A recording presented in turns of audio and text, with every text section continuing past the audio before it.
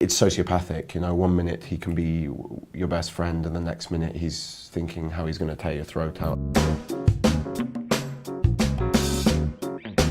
The real power trip for Klaus is to be able to manipulate someone. So Klaus is a character that we've been told from the beginning is almost pure evil, but every week we see a little bit more humanity. So what's going on there?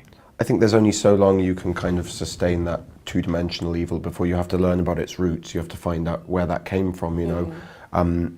Otherwise, we're just going to write him off. We're going to hate the character, and we need to sort of understand him, I think, if we're going to relate with him in the slightest. So I think it was important for the writers to expand upon the character's, you know, attributes and his history, and just sort of flesh all of that out to make it more three-dimensional, believable character. You know, in real life, things aren't that polarized normally. You know, people aren't just good or evil. There's many different motivations for those things. So I think it was important to sort of try as much as we can to set it in the real world, even though we're dealing with vampires and witches and werewolves and hybrids and ghosts. And we know one of his soft spots is his family. Yes. And they kind of say that this is his one soft spot, but are there more soft spots to Klaus?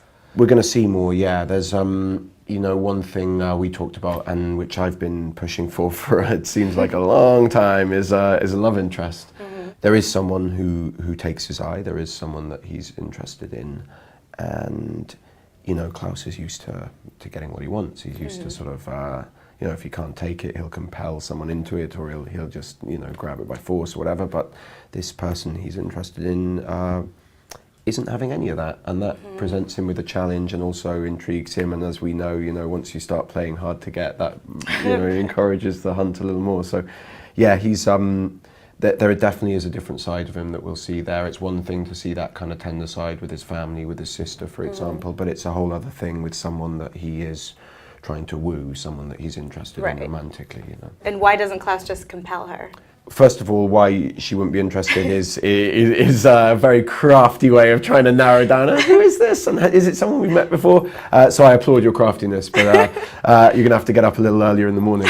It's there are really strong reasons why she isn't just wooed by him straight away, but you know, he does have 1,000 years of experience, and he's you know, very kind of we're going to learn, you know, a very kind of cultured man, as well as being, you know, a sadistic killer, and so there are elements of him that can be very charming. So it's going to be a struggle for her.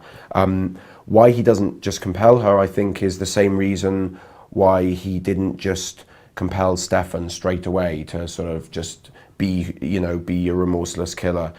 He wanted him to come around himself, to make his own decisions.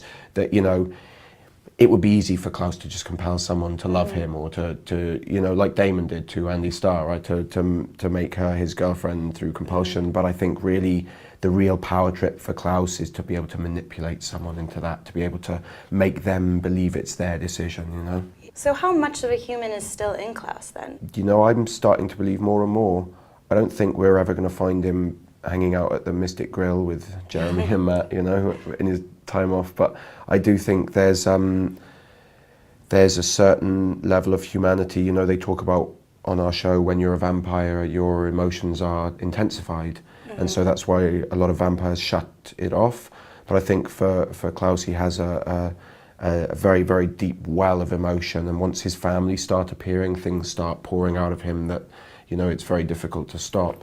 And so, yeah, I think there's a very strong human element to him, but then, you know, humans can be cruel as well, and can be all kinds of terrible, so that doesn't necessarily mean it's a good thing. And I know we're going to meet more original brothers, so what can you tell me both about the characters and the actors playing them? Well, we know their names, don't we? We know we're going to meet Col and Finn. And we know that they're, yeah, like you say, they're my siblings. I can't really reveal what episode we're going to meet them in, or under what circumstance. But I can tell you that I like them both very much, the actors, and we've got a proper little, you know, it's going to be a proper little gang with everybody. And now I like everybody in my family now. So yeah, and I can also tell you that from what I've read, stroke seen, stroke hypothesize, stroke just being a little vague here, that they each have very individual characters. Each of the original siblings are very different. They haven't just there isn't just a across the board you would be able to say, oh, I'm this one because of this, and it's really easy to kind of define their personalities, and that's again credit to the writers, for making them three-dimensional and continuing to flesh out my character. Yeah. What's the most fun thing that you get to do as him? The one thing that I continue to enjoy is the switch in him.